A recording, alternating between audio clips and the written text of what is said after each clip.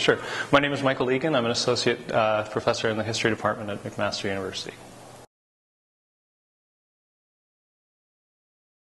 Well, yeah, actually, it's funny. That was one of the questions that sort of grabbed me, and it seems to me you're asking the wrong question. I think what's more interesting to me has a lot to do with what makes a good idea. And what makes a good idea, frankly, I think, is a combination of creativity and irreverence from its inception, but by and large, then it takes on a life of its own, which evolves through, I think, rational, informed, and collective social engagement, and that's really where good ideas come from or emerge. So it's, in a lot of ways, out of our hands in terms of creating a good idea. I think they take on a life of their own. I disagree. It's like saying less is more. Right? Less is demonstrably less. And in the same kind of way, I mean, I think the more we learn, the more opportunities or more angles or perspectives for imagining different things come into play. And from that, we get more complexity and more nuance, which I think are things we should be embracing.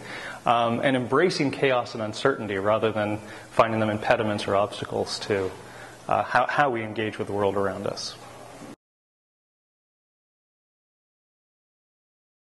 Well, I'm an historian, and I think what made me an historian was a combination of stories, which I think are just cool. But in addition to that, the drama of the human condition. And by that I mean, as an historian, I don't just study what happened and what people did, but I study also what they thought they were doing, what they were trying to do.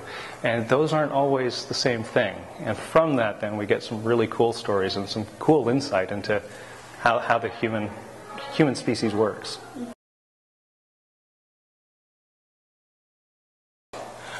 I don't. I've got a whole list of TED Talks I'd love to hear and see. I think China Miéville would be a really cool speaker. Dennis Hayes, the founder of the First Earth Day, is a really dynamic speaker. I think has some really exciting ideas about where we're going environmentally and from an energy perspective that would be very cool.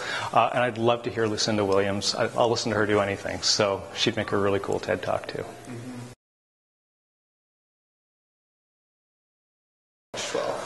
Well, I don't know, and that's part of goes back to, I guess, my discussion or my suggestion that ideas take on a life of their own. I'm excited by this idea of the future, how we think about the future, and going forward, maybe just coming away with more context for a conversation about thinking about tomorrow's futures and engineering futures that we find desirable.